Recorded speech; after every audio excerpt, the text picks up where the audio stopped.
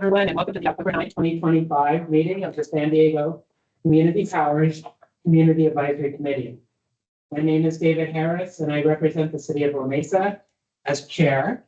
I welcome members of the public, San Diego Community Powers staff, and committee members joining us in person and online today. Thank you to Community Power staff for making this in-person meeting possible, and the Port of San Diego for accommodating us here today. I will now call the meeting to order. Assistant Clerk of the Board, Sandra Vincent, will now call the roll. Committee member Sclafani. Present. Committee member Gonzalez. Present. Committee member Hammond. Committee member Hoyt. Present. Committee member Anderson. Committee member Harris. Here. Committee member Sumner. Present. Committee member Castañeda. Committee member Emerson. All right. Committee member Basilakis. Here. Secretary Pike. Present. Vice Chair Montero Adams. Present. Chair Harris. Right We here. have Mr. Chair. Great. Okay, let's do the Pledge of Allegiance. Yeah. Ready? Begin. I pledge allegiance to the flag of the United States of America and to the republic which stands one nation, under God, indivisible. Liberty and justice for all. You We would like to take a moment to respectfully acknowledge that the Kumeyaay Nation are the original inhabitants of what we now know as San Diego, where this meeting is taking place. Today, we carry their legacy forward, ensuring that their traditions continue to thrive in gratitude and strength. And we stand with the Kumeyaay Nation, connected to our past and committed to a more just, sustainable, and resilient future for all. All right. Well, a quorum is present. First up on the agenda is special presentations and introductions. I would like to give a warm welcome to Carolina Heredia, who is joining the Community Power team as a key account service analyst. Yeah, joining the key account services with Community Power. I am a proud Aztec from high school to college.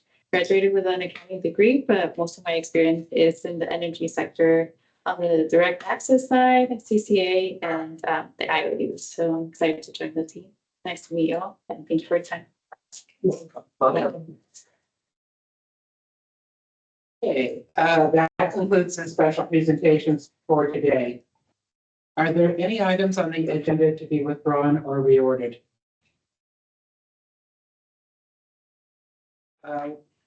We do have one item that we're pulling, Consent item number 7. item number 7. Okay, that's this meeting schedule for 2026. Okay, so let's now take up non-agenda public comment. Okay. Written public comments submitted before the committee meeting are mailed to all CAC members prior to the committee meeting and will be posted on the website at the beginning of the meeting. Sandra, do we have any non-agenda public comment? We do not, Mr. Chair. Okay. We will now move on to the consent calendar. The consent calendar contains items that can be approved as a package without discussion, unless a CAC member or a member of the public requests that an item be removed for separate discussion. In action, the CAC received staff reports for all items on the consent agenda, and staff provided an opportunity for questions and comments during briefings prior to this meeting.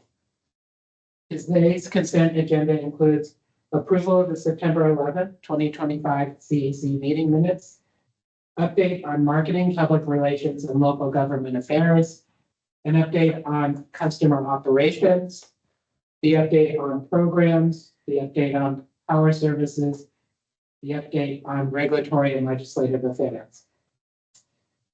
At the request of staff, consent item number 7, approving the 2026 meeting schedule, is being pulled from the agenda and will be brought forward at our next meeting on November 13th. Sandra, do we have any public comment on any of these consent items? A public comment for item number 6 was submitted via email, and a copy has been placed on the desk. and will also be posted online. Excellent. Okay, thank you. Is there anyone who would like to remove any other item from the consent agenda for a separate vote? Larry? Yeah, item 4 and 6, I have questions related to those two. I'm wondering, have we just had a few clarifying questions, or do we have to pull those items? He can pull it from the consent calendar, you can, Okay. and then you can approve the rest. Consent calendar, Okay. as that moves to these. Okay, And then later on, is that, If the questions can be answered, we can proceed, but I think that's. consent means no discussion, so if we're Oh, gonna okay. discuss, yeah, so if we're gonna discuss some Okay. items, then we should do the consent items first. And then we would take the vote for 4 and 6 after discussion. okay, very good. Okay, so, yes, we're pulling item 4, update on programs, and item 6, update on regulatory and legislative affairs.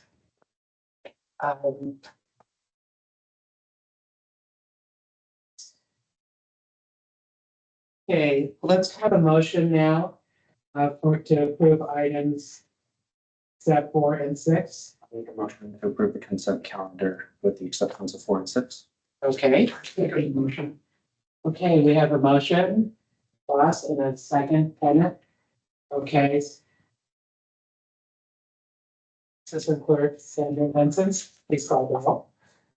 Committee member Sclafani, Aye. committee member Gonzalez, Aye. committee member Hammond, Aye. committee member Hoyt, Aye. committee member Sumner, Aye. committee member Emerson, Aye. committee member Gasalakis, Aye. secretary Pike, Aye. vice chairman Montero Adams, Aye. chair Harris, Aye. motion carries, Mr. Chair. We have a hand up. All right, so we'll go ahead and take up item number 4, what, And 6, One item. yeah, they're kind of tied together, but okay. do we have to ask for public comment for? Yes, Okay. it's not part of the regular Okay. agenda, so we're gonna do the same. Is there any, Sandra, is there any public comment on item number 4? There are none, Mr. Chair. Okay. Go ahead, Mr. Emerson. On item number I 4. was excited to receive the solar battery savings flyer last Saturday at the event that San Diego Community Power staff attended. And I've already taken this to the National City Council meeting, gave them the heads up about it to follow up with some more details. But my question is, and then last time I had a request or comment of how is San Diego Community Power going to have our community members more involved with spreading the word and interacting with us. And I know that they said in October, November, December, they were planning to have some workshops, but I've never been contacted how I can work with the staff. So that's still a standing question.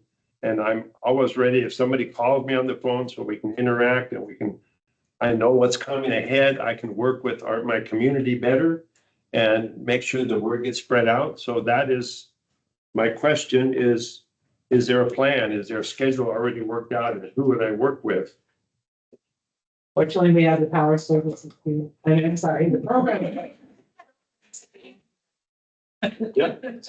Thank you, Colin Simply, Senior Director of the Customer Energy Program Team.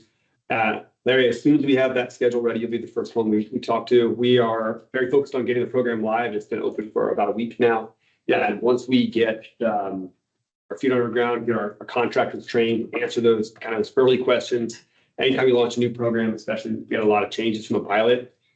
We thought we had every scenario worked out. Of course, there's a dozen more different scenarios that we didn't expect with different kinds of applications. So we're really focused on making sure the customer experience and the contractor experience is good for those who apply. And then we will pivot to making sure we're in more applications in the door. And like I mentioned last month, that will be primarily done through a series of customer workshops, education workshops. They haven't been scheduled yet. They're not planned yet. But I promise when they are, we'll bring all the news to this. Just hope to hear about them before the last minute, if you have it scheduled. Absolutely. As soon as you know it's scheduled, if I can hear about it, that'd be great. And so that is my main question for item 4. Okay, And, um, and although on there. my second question is related to that and 6. Okay, we're taking one item at a time, so, are there any other questions about the? Yes, Kenneth. And before I asked about evaluations, there was going to be evaluations of the first phase. Have we received any of those yet? No, those haven't been completed yet. We'll present them to the CAC when they're completed. Okay, fortunate, thank you. Thank you. Okay, very good. On item 6. On that, or, Item 4, okay. Okay, only a motion. I'll make a motion to receive and file the update on programs as presented. I'll second. okay, we have a motion by Ross and a second by Matthew. Please call the roll. Committee member Sclafani. Aye. Committee member Gonzalez. Aye. Committee member Hammond. Aye. Committee member Hoyt. Aye. Committee member Sumner. Aye. Committee member Emerson. Aye. Committee member Vasilakis. Aye. Secretary Pike. Aye. Vice Chair Marcelo Adams. Aye. Chair Harris. Aye. Motion carries. Okay. Now turning to item number 6. That's the update on regulatory and legislative affairs. Any questions? Well, it's, and now you'll know why I was trying to do them together at the same time. Newsom vetoed energy bills on virtual power plants, load management, and interconnections. It was AB 740.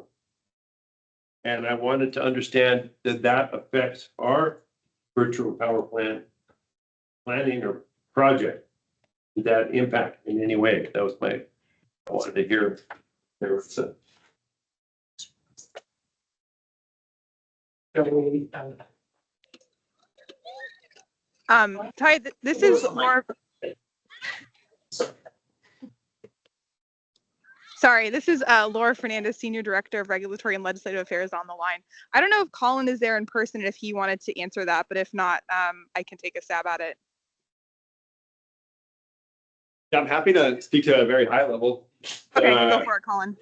Yeah, the virtual power plant you're referring to as far as where the solar battery savings is the main component.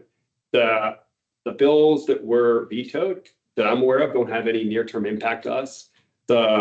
I'll have to go back to Laura and her team on kind of longer-term impacts of what those bills might have. But in the near term, there's no funding tied to any of those. There's no kind of near-term changes at the regulatory level that would impact us doing what we're planning on doing. As far as long-term, I don't have as much of a view on that. Does Laura have any to add? Yeah, this is Laura again. That was my understanding as well, that there is no direct impact to our programs. But we're happy to send you more specific information on the reason it was vetoed and any potential long-term impacts across the state. We can follow up via email if that'd be helpful. I'm sorry, you're going to send an email to us? Yeah, I'm happy to follow up with more specific information on what that bill would have done, if that would be helpful. I would appreciate it. Yes, thank you. Sure, we can do that. thank you, Laura. Okay, are there any other questions on number 6? Okay, can I have a motion? Oh, public comment? Is there any? There it is. File the update on regulatory and legislative affairs as presented. Second. All right, we have a motion by Ross and a second by Matthew. Please call the roll. Committee member Sclafani. Committee member Gonzalez. Aye. Committee member Hammond. Aye. Committee member Hoyt. Aye. Committee member Sumner. Aye. Committee member Emerson. Aye. Committee member Vasilakis. Aye. Secretary Pike. Aye. Vice Chair Montero Adams. Aye. Chair Harris. Aye. Motion carries, Mr. Chair. Excellent. Well, let's move on now to the regular agenda, starting with item 8, the update on pilot projects. Community Powers Programs team will provide this presentation. I wanted to let committee members know that you may ask staff clarifying questions during the presentation, but I will kindly ask that members wait until the end of the presentation for discussion. So The idea is to get through the presentation smoothly, and then discussion around various programs or lengthy questions should wait till the end. All good? All right. Sandra, do we have any public comment on this item? Okay. And Trudy. Thank you. Colin Santilli, Senior Director of our Customer Energy Program team. Here, I'm just opening the item today. I can go to the next slide. We're presenting an update on pilot projects. Today, there's 3 we're going to present on, but I just wanted to provide reminders that we present on other pilot projects to this group. Just last month, we talked about the solar battery savings program, which started as a pilot last summer. We've also presented on our managed charging pilot. Tim Treadwell and Rachel Duke were here many months ago. And you're going to hear about a pilot, if not next month, month after, on our Smart Home Flex pilot, also from Nelson. So we have a number of pilots. This isn't the entirety of our pilot projects we've conducted, but we wanted these 3 have not gotten as much daylight as we'd like them to, and 2 of them are going to, I don't steal thunder, but 2 of them are going to have lights after the closure of the pilots. We wanted to make time here to talk about them. More context behind our pilot programs. For those who remember, we created a community power plan, which is our strategic plan for our department several years ago. As part of that community power plan, we identified near-term initiatives to focus on. Those were initiatives that we could tackle without a significant amount of budget. This is early in our existence as an agency. We were still building our reserves, and so we didn't really have that many financial resources to work with. So that's where we had things like education and customer education, our grant programs that have since transferred to the public affairs team, and then pilot projects. In our fiscal year 24-25 budget, we had $2 million approved for pilot projects. It funded 2 of these 3 that you'll hear about today, as well as the ones that I mentioned before. So, as I mentioned, you'll hear about these 3 pilots from Nelson Lomeli and Allison Skurlak, and it's appropriate for these 2 to be presenting, as they were really the 2 leads behind the community power plan. These 2 members have been on staff for some of the longest in the whole team. So happy to have them up here presenting on these 3 pilots for you today. I think I'm passing it to Nelson. Yeah. Good easy committee members. So I want to present on, as Colin said, 2 of these. There's a lot of acronyms up here, and I apologize about, especially on the DAC/SASH readiness pilot. That's just not a great name, but of course it's a pilot program. So I don't know if this is working, but we can go to the next slide. 2 slides, please. So the DAC/SASH readiness pilot, we can go back one, sorry. The DAC/SASH stands for the Disadvantaged Community Single Family Solar Homes Program. This is a statewide program funded by the California Public Utilities Commission, or the CPUC, as we hear us say all the time. And Grid Alternatives was selected as the program implementer for the San Diego region. So we started having discussions with Grid around how do we get more participation into the DAC/SASH or the Disadvantaged Community Single Family Solar Homes Program. And like what were some of the barriers that were coming up. And so what this program does is that it provides a no-cost solar installation to single-family low-income homeowners. So we really wanted to get more participation into this. So a no-cost solar system from the Public Utilities Commission, of course, makes all the sense to do. So we wanted to identify what are some of the common barriers, how do we help to address that, and also simultaneously, how do we work with the regional groups on the Transformative Climate Communities grant that was being done in the historic barrios. And this happened to align almost perfectly. And so we went to the board, requested $550,000 for this pilot, with the estimate or the goal of reaching 25 homes with that budget. So really trying to get as many lessons learned around what does it take to kind of implement this type of pilot project. We go to the next slide, you'll see just a quick timeline of how we got to this point. So we really started having these conversations back when we were developing the community power plan. So this is one of the pilot projects. As part of that, we started having conversations with Grid around addressing these barriers and getting more participation into the DAC/SASH program. Ultimately, we came into coming up with a concept in the fall of 2023. And then in February 2024 is when we went to our board with a request to approve the funding. It has, for the last 15 or so months, Grid has been working to identify and enroll the homes, the readiness pilot. And part of that is that the homes have to participate in DAC/SASH. So they can't just get a new roof or repair roof and not participate in the program. The two are tied and linked together.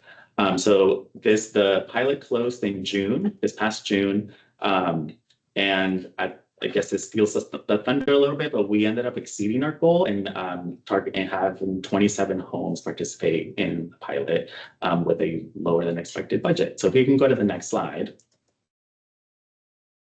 These are some of the results that are included in the packet within the report that Grid prepared. So Grid outreached to over 300 eligible households, and ultimately 27 of those had their roofs replaced or repaired. Most of them were replacements just because the condition of some of these older homes. And these were all to enable the DAC/SASH program to come in and install a no-cost solar system. So this exceeded our goal. They ended up sending, or the program ended up spending $490,000 out of our 500 that we had set aside specifically for this, for repairs. We came in slightly under budget. The average cost for each of these roofs was around $18,000. We had set an initial estimate of $20,000 as an average, recognizing that some of these homes would probably need to be more money to be spent on them. And some of them, because they're smaller, probably had a lower cost to repair. So we just set an average, which is how we estimated our goal of 25. Thankfully, we ended up exceeding that. And now all of these homes are in the pipeline to get a solar system installed or have already received a solar system installed through the program. All the calculations have been done by Grid to get them into the pipeline, into the application process. They are all going to get an average system size of around 4.2 kilowatts for the home, which when we calculate out the lifetime savings is about 1 million lifetime savings for these homes. So you can see it's substantial impact as bill reductions are going to some of our most vulnerable customers. In addition to all of that, what this pilot ended up doing is we leveraged through this process more than $858,000 of statewide funding essentially coming into the region. So you can see we had a multiplying effect of 1.5 times what we spent on the pilot. If you go to the next slide.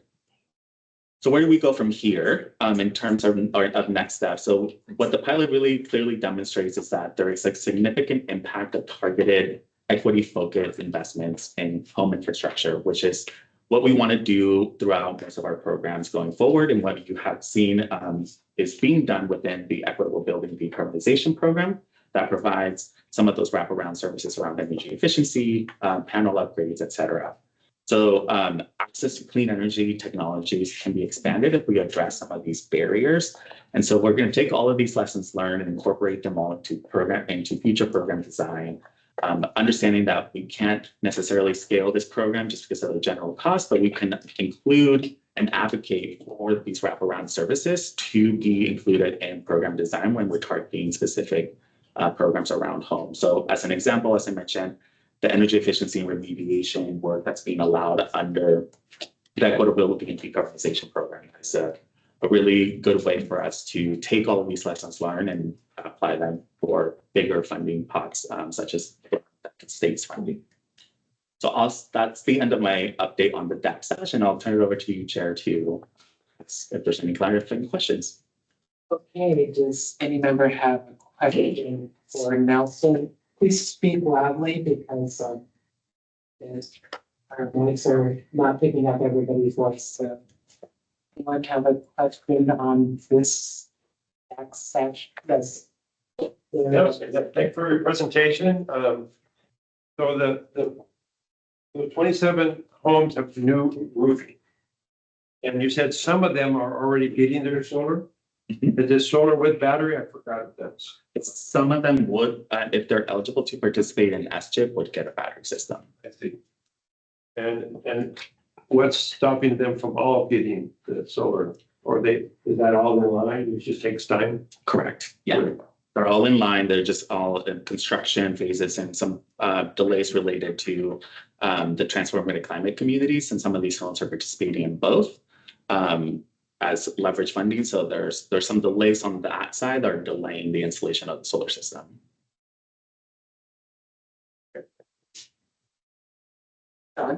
Thank you. And great presentation. What happens down the line with any of these homeowners if something happens in this system? Is it, obviously there's a warranty, but what happens like with a solar consolidation and all of a sudden the company's out of business? What resources do they have available to them? Yeah, it's a great question, and I wish I had a lot more information in terms of what happens with those that are third-party owned, because that is allowed under the DAC program. So I would have to get back to you on that. But in terms of the ones that are outright just paid for, they just are stayed with the state has already paid for that investment, so it just stays with the home. But I can get back to you on the third party. And on a related note, there's monitoring as well. What happens? Monitoring in terms of the performance, yeah. I will have to get back to you on the monitoring as well with Grid and see what kind of agreements they have in terms of performance and making sure that that's being done to what the calculations were. Thank you.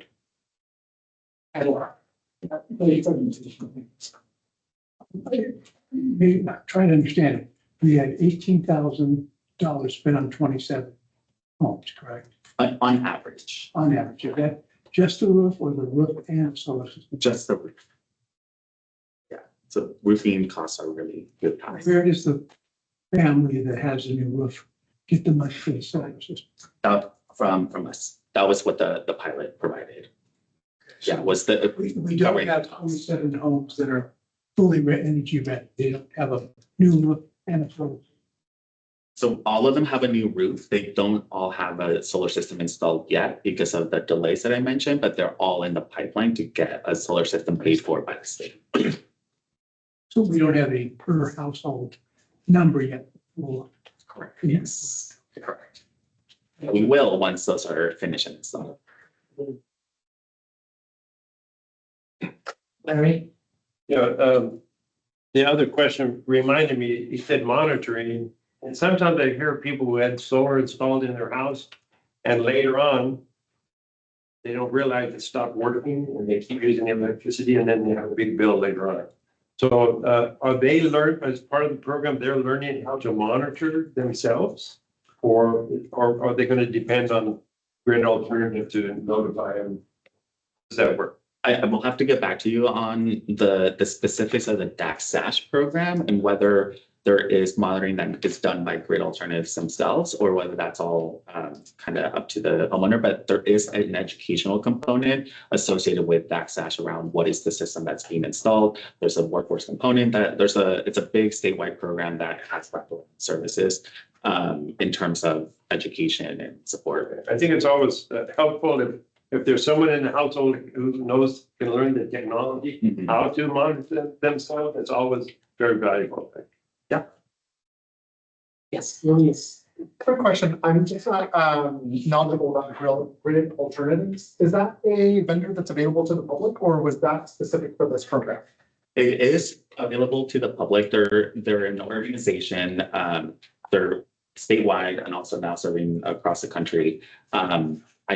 Correct me, Colin, if I'm wrong. Are they a nonprofit? They are a nonprofit. And so they are available, but they were selected by the state as the implementer for the DAC program themselves from the CPUC, Public Utilities Commission. I try to not use so many acronyms. And so because of the reason that they were already implementing that, the state had gone through a competitive process to do that. We decided to work with them to do this and make it easier for the homeowners. Great, thanks so much. Okay, I think we're ready for the next title. One more question, Chair. Oh, I didn't see you. That's okay.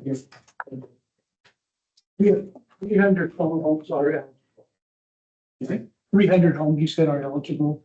They were they were outreached by Grid, meaning they had some kind of contact with Grid to try and gain access to the pilot. And then once they went through the application process, the screening process, they ended up dropping out and coming down to about 27 that could ultimately have the, for lack of a better word, the paperwork and the eligibility criteria to meet the eligibility criteria to then participate in the DAC/SASH program. It seems like it's a very small number of people participating. Yeah, and these were outreach, so meaning like if they were at an event, they were educated about the program, and then once they submitted their interest form, they could have not met the eligibility requirements for the DAC/SASH program, which meant they dropped out of the pilot or not the pilot, the program, or any number of those kinds of just eligibility screening. Do we know how many hostels are eligible besides not the ones that wanted to know or at a community event? I don't know if we do know all the homes are eligible, because in order to participate in DAC/SASH, the program itself, not necessarily our pilot, you have to be a low income homeowner. And so there were some issues with some residents that weren't able to supply the deeds to the home to prove that they were the homeowner. Some may have been renters, and so they may have not qualified because they were renters into the DAC/SASH program. So that's why you see that number kind of dwindle down from 300 down to the 27 that participate in the pilot. So we don't know the real number of people that are eligible. I don't at this time. Okay, we're ready now for the next item. Okay, if we can go to the next slide then. So I want to talk to you all today and give you an update on our commercial application assistance pilot. And if we go to the next slide. So this was a program type that was identified again in our community power plan. We initially had identified this as an application assistance within the community power plan. And we decided to focus, or what this program type will focus on is assisting customers in accessing existing programs and available funding from existing programs and state agencies and local agencies and utilities. And so we, going into the summer of 2024, again, we decided to focus this program offering on our commercial customers because we did not have a pilot at the time available to them. And so we partnered with TRC Solutions, or TRC for short. There's no name to the acronym, it's just TRC, and implemented them in and we implemented this pilot in collaboration with our key account services manager and our account services team. So we structured this as a tiered, no-cost service for our key commercial or key accounts customers.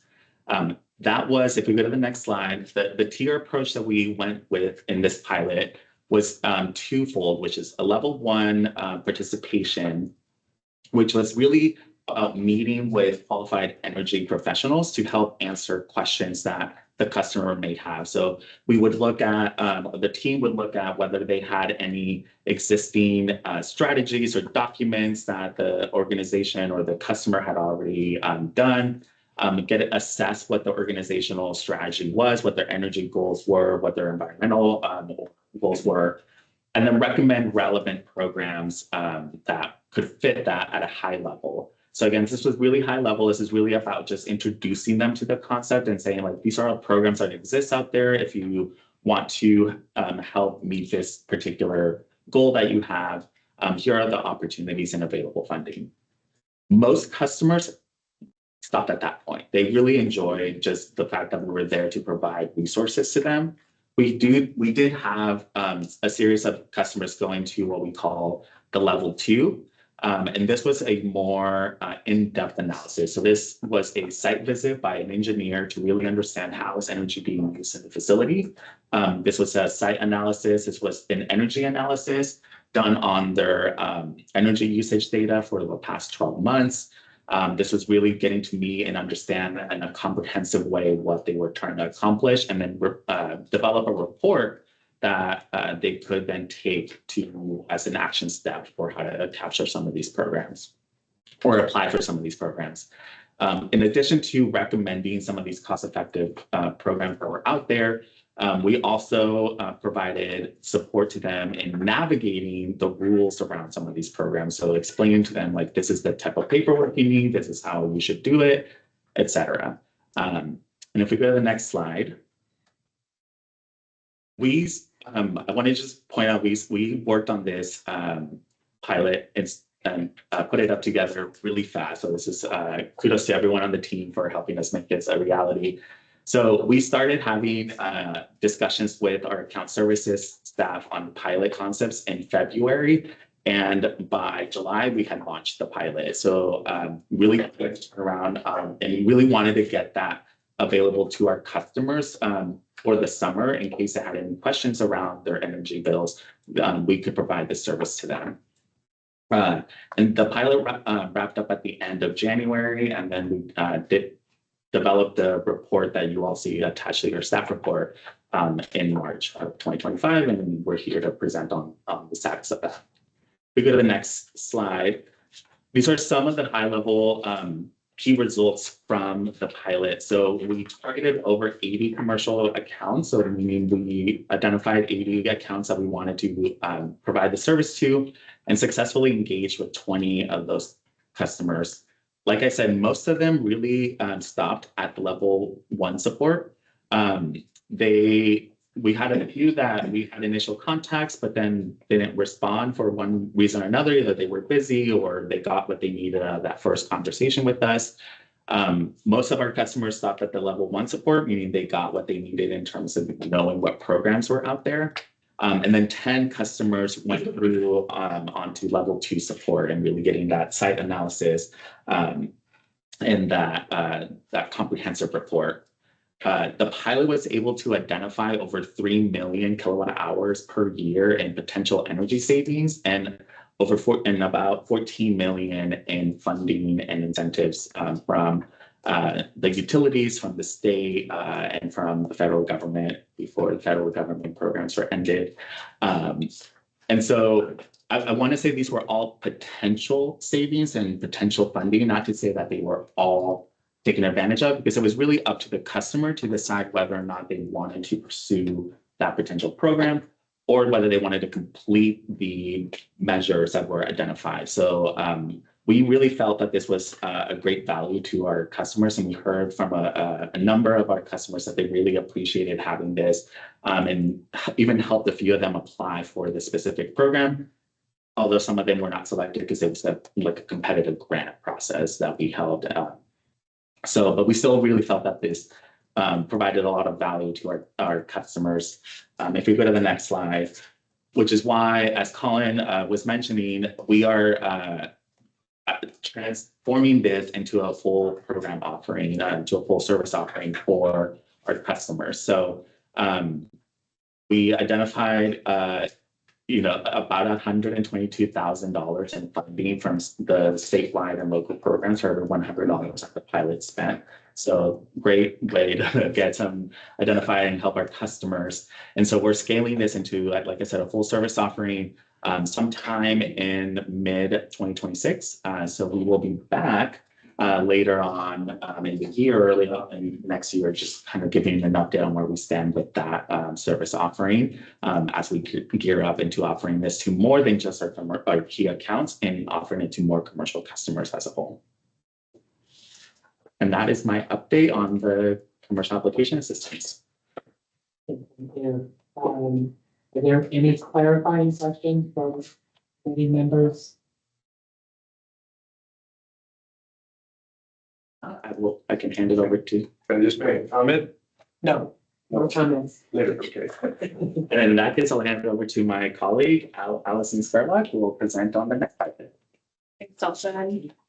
Hi, everyone. Allison Spurlock, Senior Program Associate, and I manage the efficient refrigeration pilot project that I'll be giving an update on. So on the next slide, a little bit of background. We launched our efficient refrigeration pilot using funds from the California Department of Food and Agriculture's Healthy Refrigeration Grant Program. The purpose of that program is to improve access to healthy foods in underserved communities while also promoting California grown agriculture. And so that program provides energy efficient fridges and freezers to corner stores, small businesses, and nonprofits in low income or low access areas to stock with fresh foods such as California grown produce, nuts, dairy, meat, eggs. On the next slide. Little bit of timeline. So in July 2023, we applied for grant funds from that CDFA program. And then in December 2023, we found out that we received a $710,000 grant award. And then about 6 months later, in May 2024, we received a grant agreement from CDFA and executed it. And then we initiated our procurement processes for the vendors that we needed to implement the pilot project. So our pilot is offering energy efficient equipment to participants as well as an optional energy assessment. So we needed to hire vendors to supply both of those services.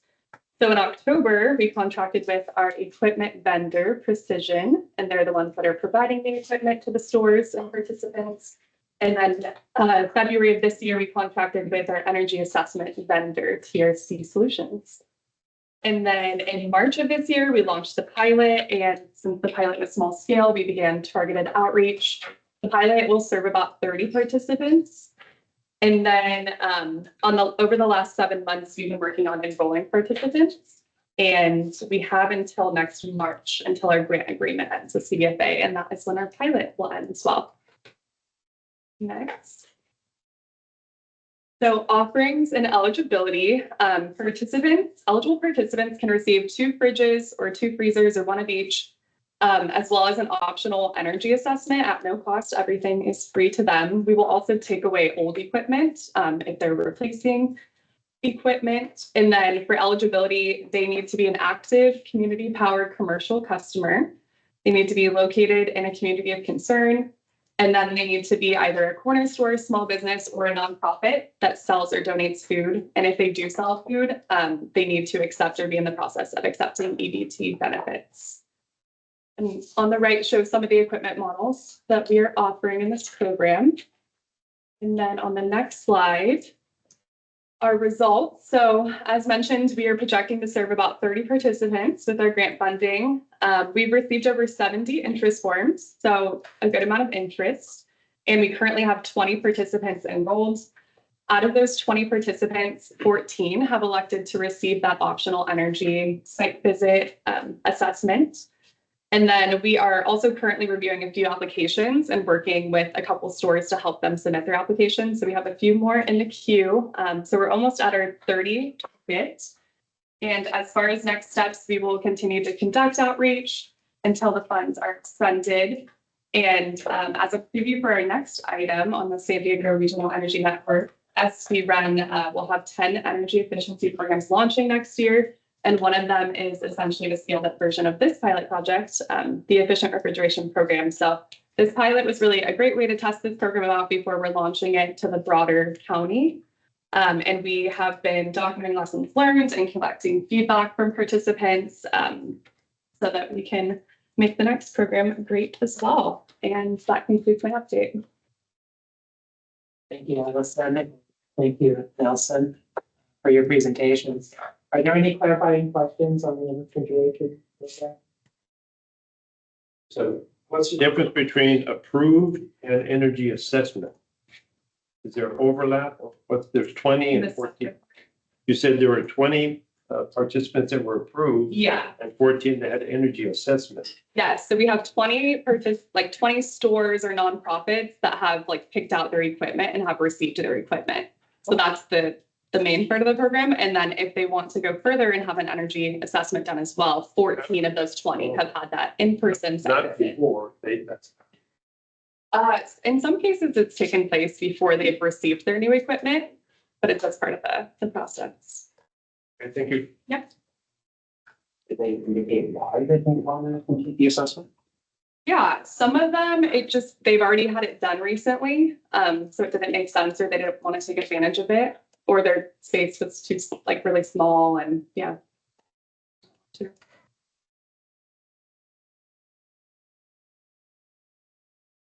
Thank you, Allison. Sandra, I'm going to ask again because is there any public comment on your side? No. Okay. All right, well, I will now turn it over to CAC members for discussion. And I wanted to mention that in the packet that we received for this meeting, there were pretty extensive reports from Grid Alternatives and PLC and the refrigeration program. Very extensive detailed reports on how these programs are implemented. Really appreciate that sort of level of information. Well, committee. Yes, Louise. Not sure who would be best suited to answer this question, but this is more just kind of thinking about the long-term goal of pilots. It was really insightful to see the multi-year process of like the conception of the idea to the, looking for funding, budget allocation, vendors, recruitment, participation. I know that the next item is going to talk a little bit about actual programs, as some of those coming from pilots. Does SDCP see itself in an early stage of ramping up pilots? Are we in the midst of it, or are we winding down the pilot consideration? Like, I guess maybe a different way to ask it is, maybe next year, would we see similar number of pilots coming online, less, more?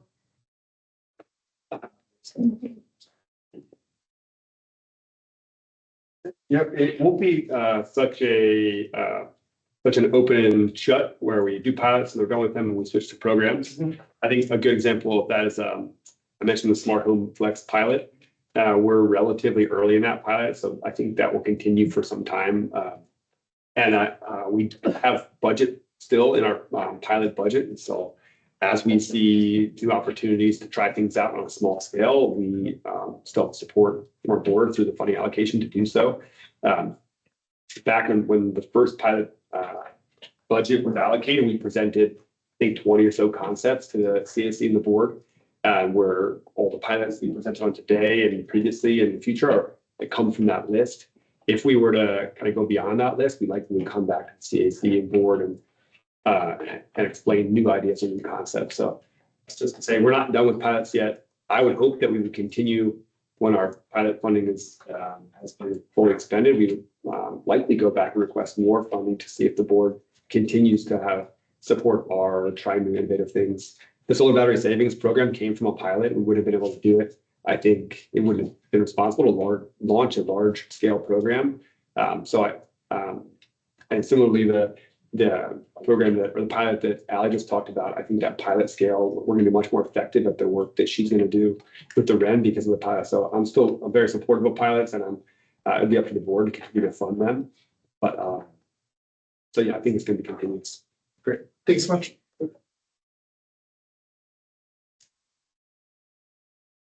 Any other comments? Oh, wonderful program. Thank you very much for the presentation. I'm just a little anxious to look at what kind of PR we can get out of this stuff and continue to make it more possible. I know when I'm in the community, we're talking about the energy, the clean energy and things like that. I don't seem to remember to talk about these pilots, because them in of themselves, they're a wonderful contribution to the community. And thank you for all your work. Just one real very quick comment about you mentioned kind of PR. We pretty intentionally don't do real big blast about pilots because they are by definition, they're a very small number of people. So we're going to change that with a solar battery savings program. Hopefully Smart Home Flex is going to grow into a program. We'll change that. We really, with over 1 million customer accounts, there's a lot of people we serve, and so we want to be sure we're talking about programs that people can take advantage of. That's primarily why we haven't seen that much the active customer acquisition at FUEL. Excellent. Thank you. Sure.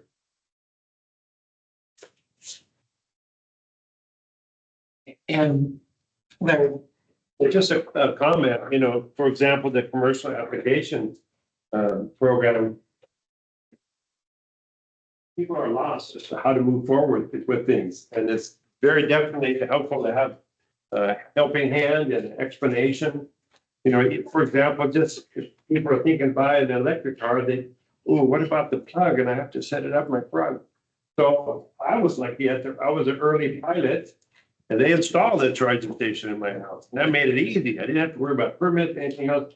So those, that kind of helping hand, and now more of the manufacturers are setting up programs where they can introduce someone to help them get the charging station.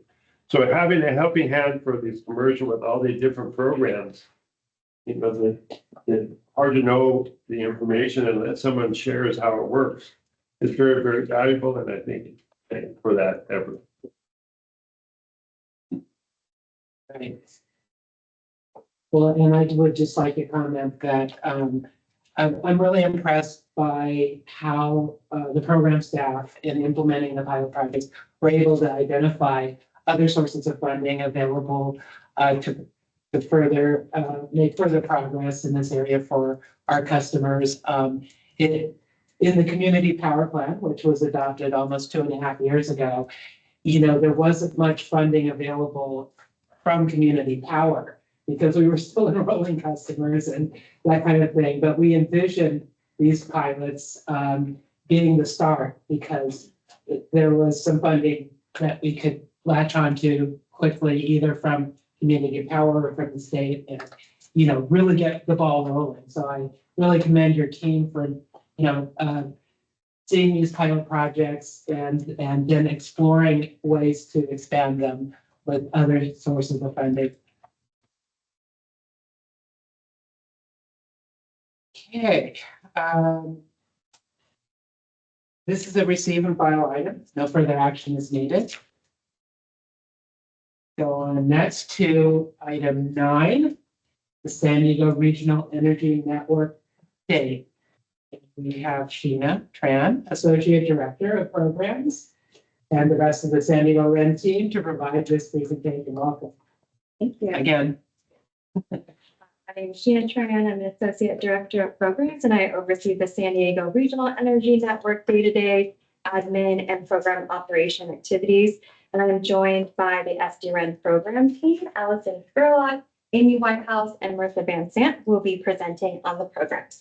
Get ready. We're hearing about 10 more programs. We're really happy to be here to share an update on the SDREN activities and present overview of the energy efficiency programs that will be available in the region in the coming months. As background, the SDREN programs are energy efficiency programs offered throughout San Diego County. In January 2024, Community Power, in partnership with the County of San Diego, submitted an application to the California Public Utilities Commission, or the CPUC, to form SDREN and its portfolio of energy efficiency programs. 8 months later, in August 2024, the CPUC approved our application and authorized funding of $124 million through calendar year 2027. If you wouldn't mind going back one slide. The portfolio of programs serve underserved and hard-to-reach residents, businesses, public agencies, and tribal governments.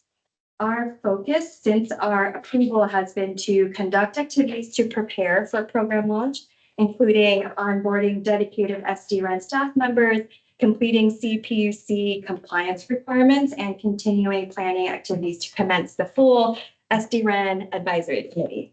So this diagram here shows how SDREN is structured, led by Community Power and the County of San Diego, with Community Power serving as a lead portfolio administrator.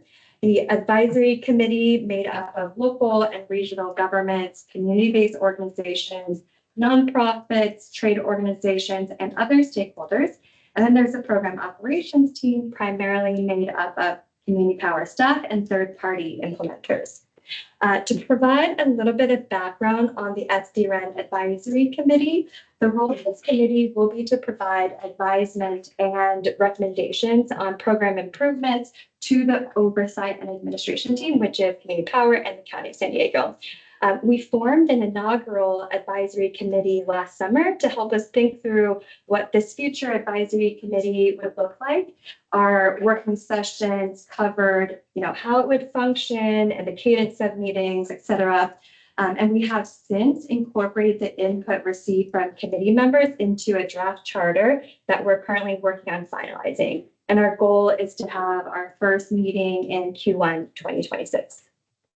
Next slide, please. This shows a timeline. So as mentioned, the focus of our activities have been to prepare for program launch, which includes procuring third-party implementers. The team released requests for proposals or RFPs in a phased approach, with the first RFPs released in February 2025, covering the 2 workforce development programs and the 1 codes and standards program. So contracts have been executed for these programs, and the teams have begun program ramp-up activities over the last month. A month later, in March 2025, staff released phase 2 of the RFPs, covering 4 programs total. That's 2 programs serving public agencies and private governments, and 2 programs serving residential customers. The last phase of RFPs was released in May, covering 3 programs serving commercial customers. So we're currently in contract negotiations for phase 2 and phase 3, and expect to have all contracts executed by the end of the year, with some programs by Q1 2026 and the remaining programs following in Q2 2026. Next slide, please. Program solicitation. So this summarizes the programs and budgets in each of the phases that I just described. And I will now hand it over to the SDREN program team to present each of the 10 programs, beginning with the Workforce Development Program.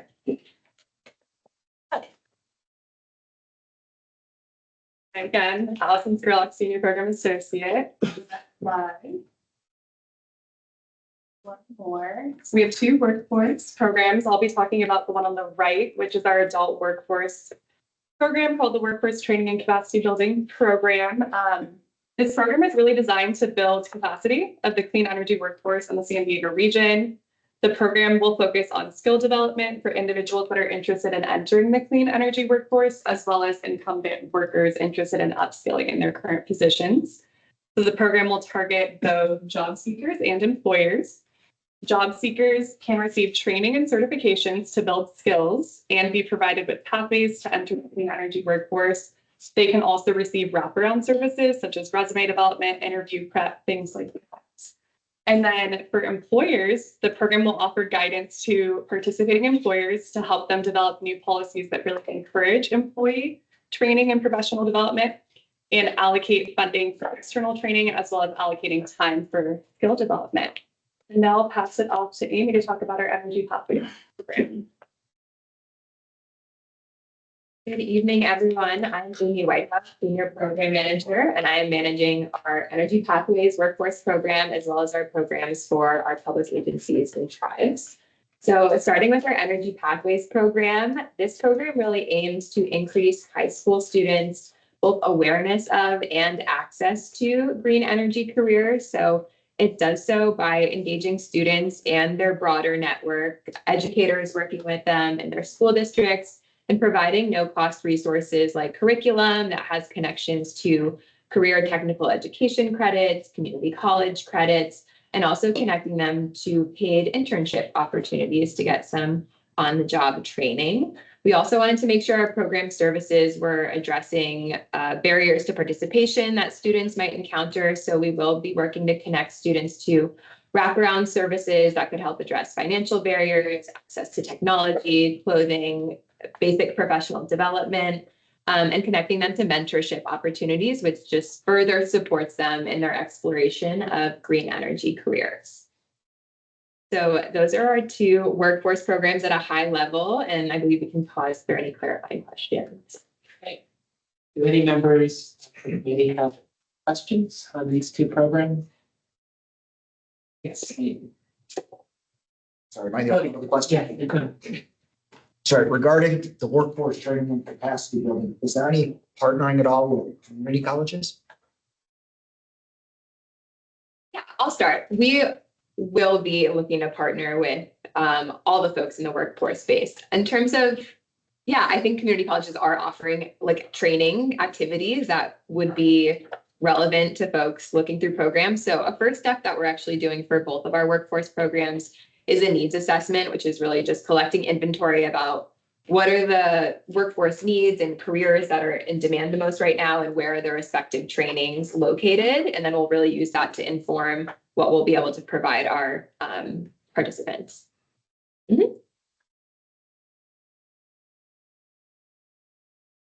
think that's it.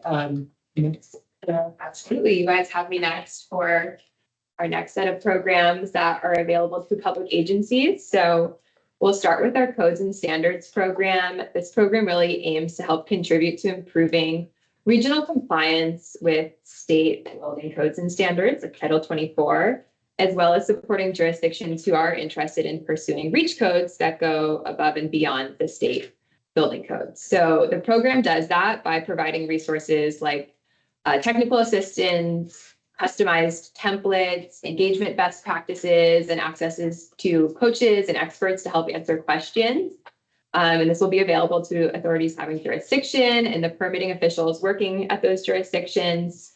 A service I'm really excited about that this program will offer is we have a team of energy code coaches, which is a handful of experts that possess a tremendous amount of knowledge about the complex building code and what's required for the upcoming cycle. And these folks, a handful who are local, will actually be available to provide in-person support at jurisdictions that really could benefit from that added capacity behind the permitting counter in person to just help demystify the world of codes and standards. Our second program for public agencies, we're calling our Climate Resilience Leadership Program. This one really aims to just help public agencies achieve their energy efficiency goals. And this program has the real opportunity to deliver kilowatt hour savings, which we're excited about through energy efficiency projects. So we think that's an important contribution to public agencies, the state, the region's climate goals. And one of the ways it'll do this is through offering incentives for the direct installation of energy efficiency equipment. So through these financial incentives, we'll be able to drive project costs down significantly, low to no cost for eligible energy efficiency equipment, which we know is cost is, of course, a barrier for public agencies who are interested in pursuing projects. But our project support will go beyond just the financial incentive and also include more holistic services like project management. If they want help identifying the project through energy planning activities, we can do targeted facility audits to further identify opportunities, as well as just broader opportunities like educational webinars and like networking opportunities to just sort of help bolster our region's commitment to energy efficiency. And this will be available to all public agencies, but we're particularly excited to bring these resources to local governments, school districts, and tribes that are all serving our communities of concern. And I have one more for you that is a part of our public programs. And this is a program that is called the Tribal Engagement Program. So as many of you know, San Diego County is home to 17 federally recognized tribal governments. And when we were creating the portfolio for SDREN, we wanted to make sure we had dedicated resources for our region's tribes. So this program does just that, and it allows tribes to propose their own energy efficiency initiatives and then receive technical assistance and support all the way from identifying the initiative through implementation, and we'll even be able to provide some direct funding to just help make those initiatives a reality.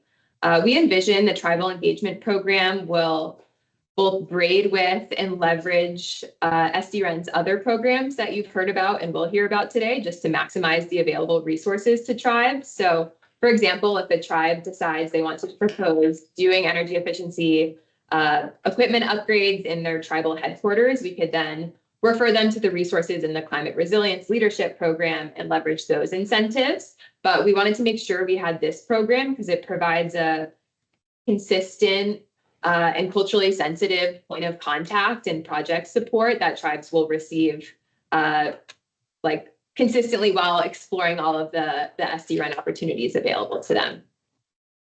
So those are our 3 public programs for public agencies and tribes. And yes. Anyone have clarifying questions? Mr. Emerson.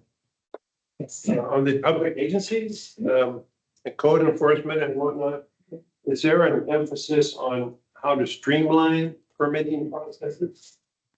Yes. So it doesn't become a burden, but because it can be implemented, efficiently. Yes, that was feedback we heard when thinking about this program. So that is in our scope of work. And some cities have contracts with energy services companies that are to do something similar? Is that going to affect the way your program is implemented? Yeah, that's a good question. Cities working with ESCOs or school districts would still be eligible to participate in SDREN. We would just make sure that our services and resources are really filling gaps and not duplicating any efforts that the ESCO is doing. And energy efficiency is niche, and there's always some low-hanging fruit and stuff, and it makes sense that SDREN resources could address those and the ESCO could focus on something else. It, of course, would require a lot of collaboration and discussion between SDREN and the participating agency and the ESCO, but we're more than willing to do that on our end. Other questions? Okay, thank you. Thank you.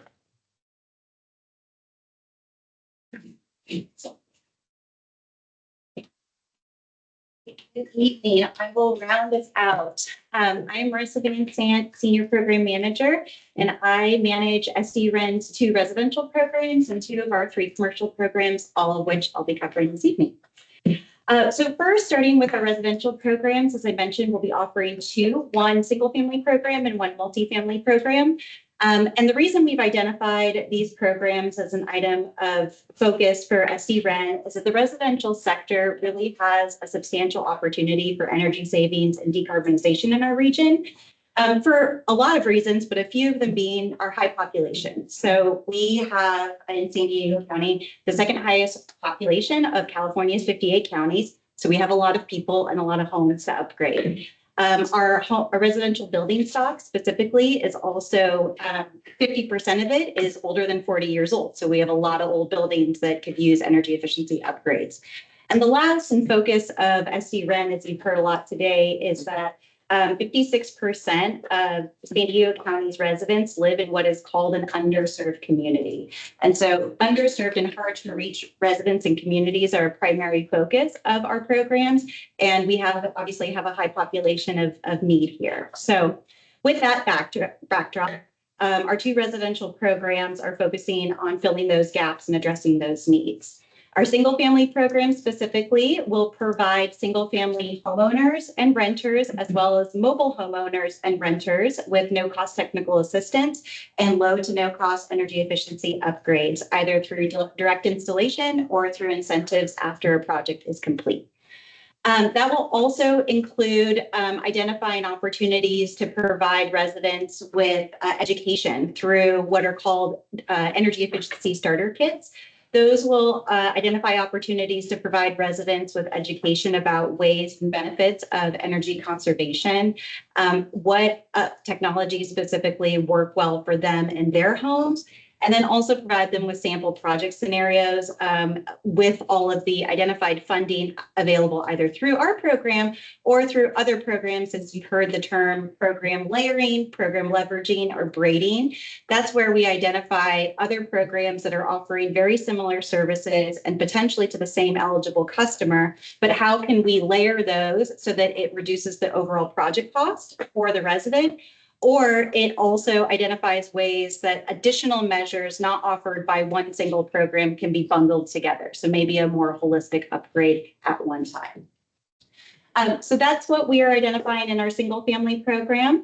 Shifting to our multifamily program, the program design is very similar in that we are offering no cost technical assistance as well as no to low cost energy efficiency upgrades. The slight differences between how multifamily and single family will operate is that the multifamily program will start with a property owner, the decision maker who has the capacity and ability to upgrade not only the common areas of the property, but also make decisions about what equipment could get upgraded inside the residential unit.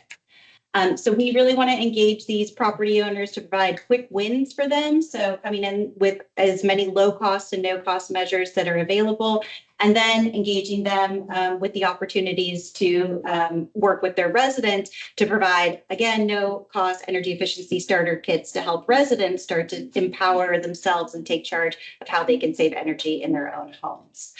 Multifamily also has the opportunity to just make a big impact with its scale. Multifamily properties themselves, can house many residents. And so we have the opportunity to potentially reach thousands of residents through this program. So we're really excited about what potentially we'll see in kind of residential programs. Lastly, how these programs will be evaluated is based on kilowatt hour savings. If we could go back one more, thank you. Kilowatt hour savings from the projects and the measures that we installed or the equipment. It will also be evaluated by the number of energy efficiency kits delivered. So thus telling us how many residents we were able to engage. And then lastly, by the number of projects completed. And so I will pause here for any questions on either program. Do any committee members have clarifying questions? Run program? Mary? So this is all the planning. It's not implementing yet, right? This is the planning to implement. That's correct. So is there in these residential, is what any particular projects or plans that you think would have the biggest impact? You already have a vision of where to put the most emphasis? It's a great question. Yeah. We don't have those plans defined yet. We are in the process of actually bringing on our implementers who are subject matter experts in these fields, and they will, similar to the other programs that you heard earlier, we're going to start with needs assessments. So first, we're going to identify what equipment may have the best value as far as energy savings as well as cost effectiveness. And also then what in program world is called a measure mix. So identifying what pieces of equipment fit well together to maximize your energy efficiency potential. And so typically in a program, what we do is then we take those measure mixes and we forecast how many homes we could potentially serve and complete projects in. And thus that tells us how much energy savings potential we may have with that measure mix. And then as we go through the program, we continue to test the reality of those measure mixes. What is the cost of procuring that equipment? Do all of those measures actually work in the homes that we've envisioned? And then we kind of calibrate from there. So it can be customized based on really the needs of every home, ideally. Okay, thank you, Marissa. All right, so again, you have me to talk about commercials. Let me see if I can work this. Ooh. Nope, I'll leave it alone. All right. So as you've heard earlier, we have 3 commercial programs. The efficient refrigeration program, Ali will be managing, and you heard a little bit about earlier. And so I'll be covering our remaining 2, the small to medium business energy coach program and the market access program. So on a whole, SCREN's commercial programs are designed to deliver equitable services to the hard to reach and underserved small and medium businesses, specifically in order to accelerate the installation of energy efficiency technologies and create a long-term pathway for energy savings in this sector. The small to medium business energy coach program, or as I may just refer to as energy coach, it is designed to provide no-cost energy coaching and a set of limited no-cost energy efficiency measures that will help businesses specifically lower their energy costs. The emphasis on the energy coaching in this program is really to provide what you've also referred to as technical assistance. This is really to try to meet businesses where they are. As has already been mentioned tonight, there is a really complicated network of programs, and this program is here to demystify the network of programs for our small to medium business. So they'll be getting more of that customized direct service as far as what programs exist, based on that business type, which programs could they be eligible for, and then actually helping them identify the programs to then take the next steps to apply and enroll. We will offer, like I said, a limited number of no-cost measures. That's to help attract more businesses into the program, say, we can do this for you today, but then also let's try to identify how we can approach more holistic opportunities. And then that is really a gateway to then referring customers to either the efficient refrigeration program, if that, for instance, is a better fit for them, or as the market access program that I'll talk about here in a moment. So again, the concierge style advisory services is what we're really hoping to be a first stop for a lot of our commercial customers, and then get the right information about which programs they should go to next. And then rounding out our commercial program offering is Market Access Program, or MAP. It is a unique program in that it provides performance-based incentives or payments to the contractors that complete projects. And the real goal behind this program is to find projects with peak demand savings potential. So the highest opportunity for savings, how can we reduce that and then measure that performance, actually measure the amount of energy savings based on the project that was completed over the course of the year and pay the contractors based on those energy savings. So I'm really excited about this project, this program in particular, to really be able to identify what is the true impact of energy efficiency technologies in various commercial building spaces, as well as then be able to connect with the commercial building owners and business owners themselves and ask them how that has impacted their operations, and also just learn from them about their experience participating in the program like this. It also engages the contractor community in a way, giving them the opportunity to get paid based on projects that they're really designing and pushing. And so I think we'll have a lot of really interesting learnings from this program as well. Thank you for your time. Happy to answer any questions. Do any members have clarifying questions? Okay, thank you very much. Just coming back up here to say that that concludes our presentation on the SDRN activities today. Thank you for the opportunity to present. We remain excited and are working really hard across the agency to bring this program to the market over the first half of 2026. Happy to answer any additional questions you may have outside the programs. Excellent. Sandra, do we have any public comment on this item? There are none, Mr. Chair. Well, I will now turn it over to CAC members for comments and questions. Okay. I'm done. Could you clarify sort of the management and leadership of SDRN? I see groups on top of the org chart and like a team below. Is there like a CEO or a director or a single person who administers all SDRN? Yeah, no single CEO or director. So one of the items that are required to submit an application to form SDRN, the CPC required to come up with a governance structure. So it left it up to each of the applicants to come up with how they're going to govern themselves. So when we developed our governance structure, we pulled best practices from other RENs in the state. So it's led by Community Power and the County of San Diego. One of the requirements also is to name a lead portfolio administrator. So Community Power is a lead taking on regulatory, fiscal, procurement, and program operations responsibilities. And then there's advisory committee, because that's a best practice to have a body that provides recommendations. And then the program operations teams is made up of SDRN program staff who manage contracts and also are part of the day-to-day activities on managing the implementers, the third-party implementers who are boots on the ground out in the field working directly with our customers. Just to back off of that. So is it same Community Powers board that is like your board of directors, or is it a mix with the county?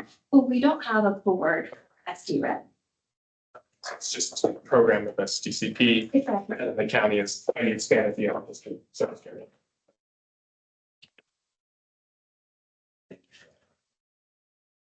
Please. Maybe a multi-part question, but I was looking at the years for the SDRN goes up until 2027. And the full budget was about $124 million. I saw that each of the 10 items that were presented tonight have a budget allocation to them, and I don't believe that they add up to 124 million. Does that mean that there's budget left over for possible future expansion of programs? How does that kind of work? And then does SDRN shut down once a budget is fully used through, or is there mechanisms to extend it until the end of 2027? And sorry if any of that was discussed while I stepped out for a few minutes. No, not at all. Great question. So the programs don't shut down. So the CPC has what's called a rolling portfolio cycle. So we submit one business application, covers 8 years. But then again, the first 4 years of funding at a time, so $124 million. It's spread out into different buckets. So there's admin budget, and then direct implementation, And then there's marketing. So what you see on the slides for the programs, which doesn't add up to 124 million because it's a subset of our overall $124 million allocation. This February, we're going to be submitting our second business plan application to request funding for the second 4 years of this portfolio cycle. So introducing a lot of terms, but CPC allows programs to continue to run, and they have mechanisms set up so that we can continue to request funding for the next portfolio cycle. And do you see the second phase of the portfolio funding being a continuation of current programs? Or is there a point in time where there's a full assessment as to whether or not to bring in new programs, diversify in different methods? Or is that a topic of conversation for a future meeting? All of those things. So we, our upcoming business plan application will continue the program. So we're really getting off the ground. So we're going to continue these 10 programs to the next portfolio cycle if we're approved. We can open and close programs through CPUC's process at any time during the portfolio cycle. But we expect to do that when we submit our next application. There's such thing as like an off-cycle business plan application, which we can present new programs or close programs. So CPC allows different mechanisms to do that. Perfect. Thanks so much. Any questions or comments? Just remind me, how is the county interact with your funding power? Yeah, we co-administer all of SD-REN's programs. So the county is heavily involved. We meet regularly. They're a part of the decision making. So very involved in administration of all the 10 programs. So the county admin building, you interact with people at the main building, or who do you interact with? The staff of the OSEJ, Office of Sustainability and Environmental Justice.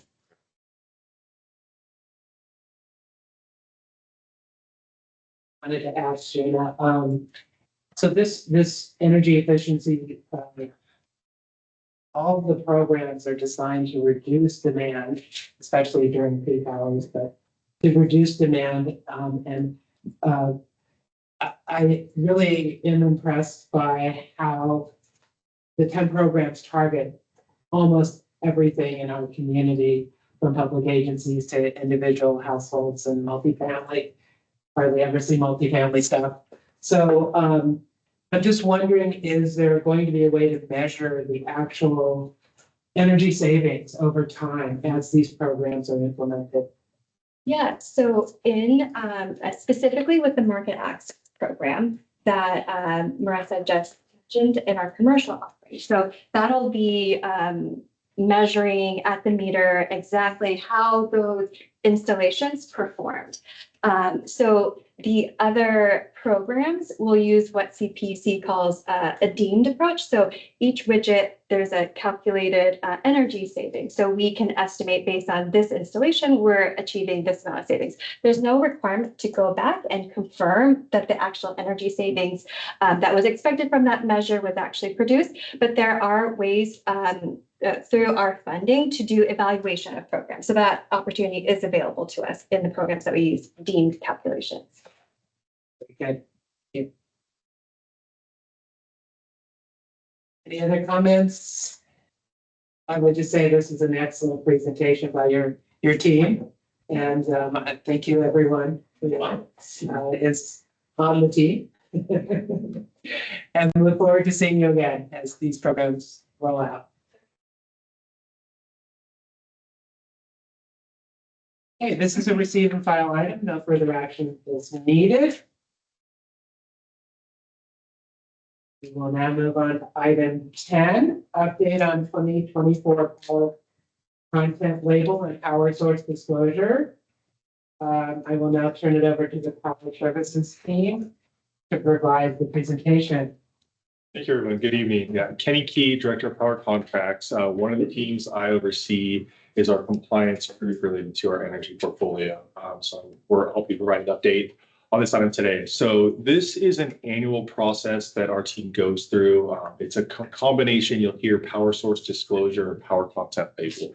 Power source disclosure is again the detailed audit of all the renewable energy that we buy the prior year. The power content label is the consumer facing piece that you would typically see either on our website or on the mailer. So this is required again through the California Energy Commission. There is a detailed audit that our team goes through every year, typically in Q2. That was already submitted. So that literally laid out hour by hour all the renewable energy we purchased, all the tags associated with that, and all the different types of energy. So that goes through an extensive audit by the Energy Commission staff. That then we take, once they've given their blessing on that, we take that to the board, which I did back in August, which is for them to verify the accuracy of that from us, from our perspective. So we take that to them, they vet that through board action. We then submit that to CEC staff to put together the power content label. In the past, once they verified that, there was a template that we would fill out and put together and then put in a mailer. This is the first year where they have standardized that template across the state. So every load cert entity now has to submit all that documentation, and then they provide back to us the standard power content label, which I'll share with you all today. The requirements after that is sent back to us is in early October, which we've already done. That needs to be publicly posted on our website, so all of our customers can see that. And then by the end of the year, we need to have a mailer go out to every customer that was served in 2024. So we wanted to share this with you as this now has become public, getting a mailer, which is when most people will see this. Next slide, please. Sorry, this is a little small in the room, but essentially what I wanted to track here before I get into the actual details of this year's power content label is just for this group, especially an overview of kind of what this looks like over time. So you can kind of see in this chart here, this is showing year over year of the products that we have, as well as the portfolio, which is in the middle. So until 2024, the years prior to that, we only had two product offerings, which was Power On and Power 100. We introduced two new product offerings in 2024. So you can see those on the far right. So as you can see with this, the first couple years of service, we showed a slight increase. That went down in 23. If you recall, in 23 was one of the big mass enrollment when most of the city and most of the came online. So we had a lot more customers come in. We didn't have a lot of new projects come online. So our renewable percentage did dip a little bit. We saw that increase now year over year from 23 to 24. Next slide, please. All right, so this is the meat of it. So this is the new template that the California Energy Commission has put together. High level, and I'll get into some nuances here, but high level, as you can imagine, our Power 100 Green Plus and our Power 100 products both are 100% renewable energy. As with prior years, this is a 50-50 split between solar and wind for our portfolio. Our Power On, which is most of our customers, is at 53% renewable. We also had a small percent of large hydro in 2024, so it adds another 2% carbon free. So a metric you'll commonly hear is overall carbon free, which was 55% for that product offering. And then we were right above the state RPS requirements for Power Base. We had 45% renewable. A couple things I'll note here. There's a couple of new things that they added to this power content label that might come up with people in your areas. We've already kind of identified these to our public affairs, customer service groups, as we expect there to be some questions that's somewhat new. First, you'll see the little pie charts above everyone.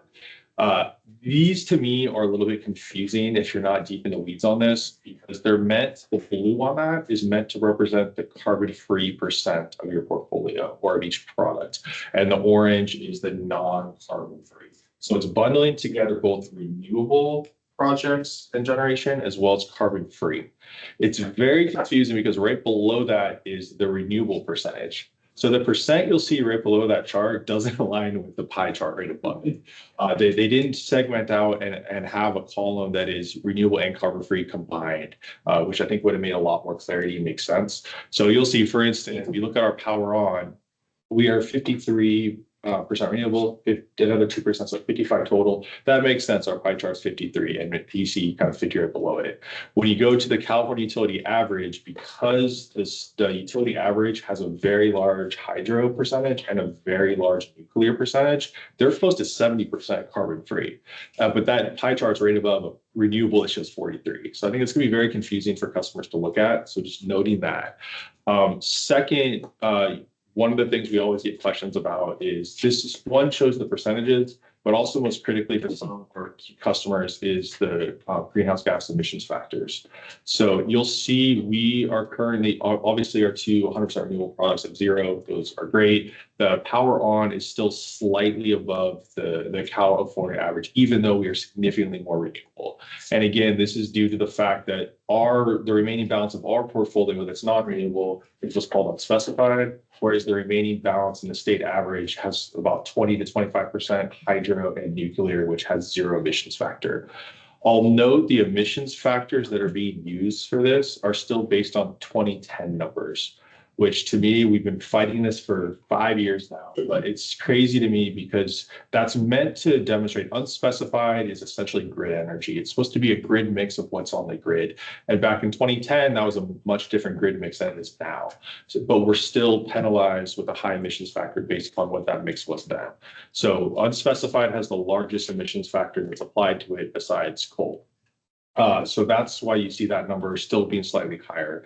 I'll note this will 2024, again, don't hold me to this, but I'm fairly confident will be the last year that you'll see our Power On offering be higher than the state average. There's two reasons for that. One, again, we continue to get higher in renewable percentages, so that's going to go up.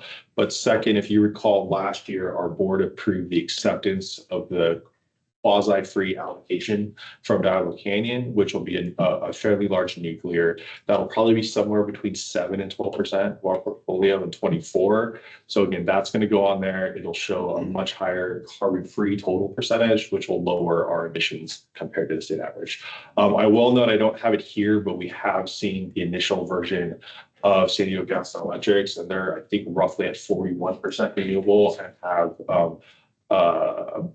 they're in the 600, I think it's like 660 range for their emissions factor. So our core one, our Power On, is much more renewable and much lower emissions factor than comparing counterpart at Gas and Electric. Okay, so I think that's everything I want to share there. Again, happy to take any questions or answer any of your comments with that. That's the overview there. And again, it's already on the website if you want to share that with folks, and then it'll go out in the mailer. I think the plan right now is that'll go out sometime in December. Thank you. Appreciate the time. Thank you for your presentation. Sandra, do we have any public comment on this item? We do now, Mr. Okay, I'm going to turn it over now to CAC members for comments and questions. Ross. Yeah, I have a question. So you mentioned that it's confusing. We're anticipating getting calls on that. Is that template or that, does the CPC mandate that that's the exact format? Yes, they do, unfortunately. So the one nice thing, I think the time period where we're probably gonna get the most questions, but is the period right now is it's literally posted on the website just like that. When we do the mailer, we are allowed to have custom messaging around that on the mailer. So that's where we're working with those teams now to really specify that, to hopefully clarify some of that confusion. So that, again, most of our customers are not Google searching our Power Content label. I think they're mostly going to see and start having questions in December when that mailer comes out. So that's where we have to get that exact template has to be in the mailer, but we have some leniency on what we can put around that. So we're working on that. Thank you. Any questions or comments? Just a general question on renewables in California. And so what percent or what is growing faster, solar, wind? What are you seeing overall? Yeah. And what the percentage is? Yeah. So, I mean, again, the far right, if you go back a slide, I mean, the far right of that, you can think of that as a rough proxy for the California grid in general, is that California utility average. So, but as far as resource type, it's by far solar. So wind is more difficult due to the size that is needed, and as far as finding locations that are eligible for that, they can interconnect and items like that. Solar, again, even though it does take up a lot of acreage as well, it's typically far less than wind. So that's what, again, we see that both on projects that are applying to our RFPs, and we see that from like our the growth one in our portfolio, what we see in the state average. So yeah, it's definitely that and a lot of batteries. Like batteries make up most of the queue with CAISO right now. So that's really what's flooding in. Most of the major wind projects that we're aware of are all out of state. So those are kind of import projects, yeah. And just related to wind, I know the state is looking at offshore. Mm-hmm. Is any movement in that direction? No, I mean, the latest we've heard on that, I mean, all of those, I think, have optimistic timelines in the mid 2030s. So I think there's a lot of challenges, with that, both development cycles as well as kind of transmission. Again, all of those, kudos to the state currently of trying to pass some legislation to help with permit reform. I think a lot of that is intended to help with permits related to transmission projects. But you can imagine, one, just getting the offshore wind settled, but then there's major high voltage transmission lines that are required to bring that wherever the load is going to be served. And that's typically where a lot of the holdup is. Transmission delays are our biggest obstacle right now. One more question, that the geothermal, any movement in geothermal for California? Yeah, I think there's a big push. So that's one of the items. So we have a lot of flexibility in our procurement and what we go after. One of the things that is part of the midterm reliability procurement mandates on every load serving entity, including us, is geothermal. There's been a lot of work as far as advanced geothermal on that. I think that's what you're going to start hearing. You'll hear, advanced geothermal is going to be kind of the new talking point. Yes, we have seen an uptick in that, but again, I think the earliest projects we're seeing on that are 28. Most of them are in early 30. So that procurement order was originally intended to be for projects coming online in 2028. I think enough load serving entities have said that's a very big challenge. They've already kind of pushed that date to 2031, and so I think that's yes, it's there's a lot of work being done in that, but I would say it's probably an early 2030s reality for our portfolio. Okay, thank you for that information. Yes, it is. I have what I think is a silly question, but I can't figure it out. Okay, no, please. Why is large hydroelectric and nuclear not eligible for renewable portfolio standards? Because none of those all, the way they frame those is, again, they have no emissions, so they're in the carbon free side, but they're not sourced from the fuel source for them is not considered renewable in that it's constantly available. Okay. Right? You have to typically dam up hydro, which could dry up. For large hydro, nuclear, again, you have a fuel type that goes onto that. So it's not something that is just constantly available in there. Okay, I had a feeling that was the answer for the nuclear, but I wasn't sure about the hydroelectric. But I think with a lot of the push in this from the state level down right now in the revamping and the expansion of the renewable portfolio standards, there's been a big push to reframe that as carbon-free standards. Yeah. So I think you're going to start hearing you kind of see them signaling that in this new power content label. But I think that's going to be the big push is, okay, let's not solely focus on renewables when we do these targets, but really what's carbon-free. Great. Thank you. Yeah, of course. Okay, I also wanted to just ask about unspecified sources. You said that it's based on a 2010 standard. That's my understanding, or it's somewhere in that time frame. Yeah. Yeah, so It's likely that the 2025 grid has a lot more solar and wind on it than 15 years ago. Yeah, 100%. Yeah, I mean, you can see, like, again, that far column on the power content label, that's kind of a proxy for the California grid. And so you can see that's already at close to 40-ish%, mid-40s. And so that was definitely not the case in 2010. There was still some coal on the grid in California in 2010. So yeah, it's definitely an outdated standard. We've raised this with them quite a bit, but we'll see. What can you do? Yeah. And going forward next year in 2027, we'll expect to see a lot more projects come online that we've procured. Yeah. So the long-term contracts, and so yeah, we'll see that. you should expect again. So in 25, we have one project that's coming on. It's coming online in about 3 weeks now.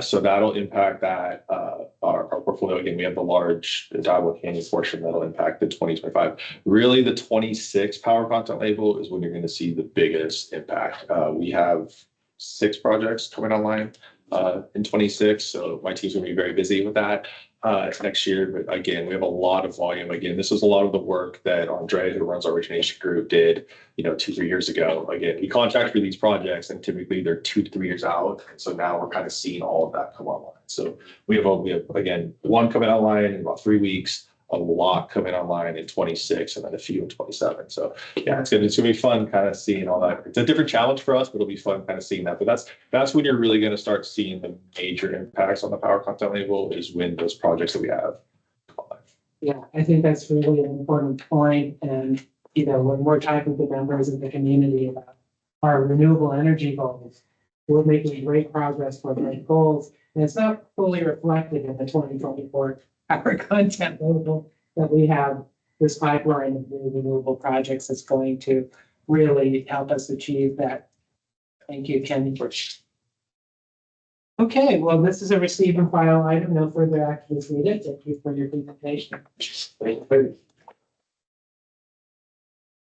Let's move now to our standing items. As a reminder, the CAC may suggest agenda items for a board of directors meeting agenda by communicating with me, the CAC chair, and designated community power staff before and or after a regular meeting. If suggested at this time, there shall be no discussion or action by the CAC unless the item has been included on our agenda. Do any of our CAC members have recommendations on potential items for our board?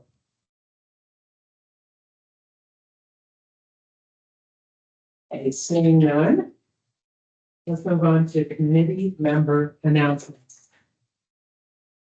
I have one announcement I'll start out with, and then we'll go around, see if anyone.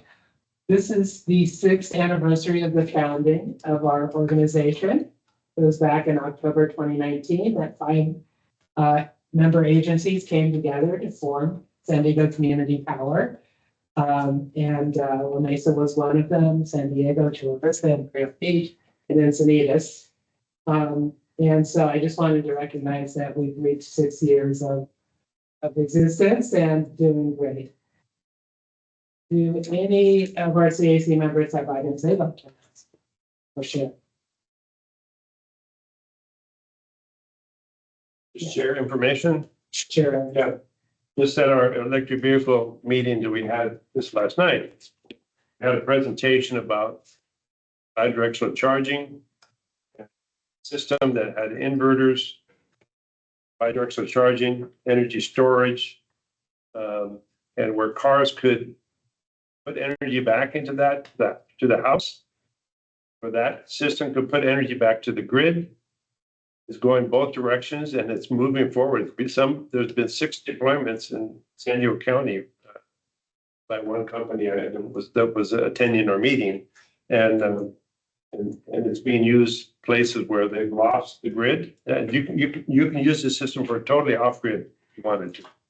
So it was amazing technology where instead of all things are connected with conduit, it's one unit that when they put these things together, they connect the communications for the system, the software and everything, as well as for the electricity. And it's just like stackable. So the technology is moving forward and just amazing. Thank you. Yes. Ken. So kudos to our reach out staff. I went to my regular meeting with the Chamber of Commerce in Vero Beach. And two presenters, one was Lee, I don't know the other one's name, but they made incredible presentation to the chamber. And it was very nice that I was there also as a representative of Vero Beach. So it was a nice teamwork and a great presentation. I emphasize anyone that has the ability to get their chamber more fully involved. It's a real good group of people. Good to hear.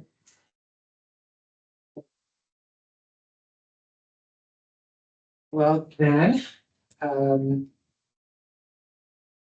I have one last thing I wanted to mention, that I attended the last Board of Directors meeting. I provided the CAC quarterly report. I wanted to relay key meeting actions for the benefit of this group. During its last meeting, the Board of Directors moved to adopt resolutions revising community powers policies for non-energy procurement policy and delegated contract authority, and authorizing the investment of monies in the local agency investment fund. And of course, that's for the reserves that we have so they earn money. And that investment fund is one that public agencies use quite often. Second, they approved the Solar Advantage Program's power purchase agreement portfolio with First Oak LLC, and also evaluate the workforce criteria for disadvantaged green tariff program. And there was also receive and file the solar battery savings residential program relaunch. So all good stuff going on at the Board of Directors. Very exciting to see the Solar Advantage project, which is going to provide energy to our communities of concern. And these particular projects are located on the top of public storage warehouse facilities. So in 3 different areas of the San Diego region, but all benefiting neighborhoods in Southeast and Barrio Logan area of San Diego. So, okay, would any member like to volunteer to provide a report on the next Board of Directors meeting during the November CAC meeting? I need a volunteer. That would mean that you either attend or watch the meeting or talk to a well-informed staff member.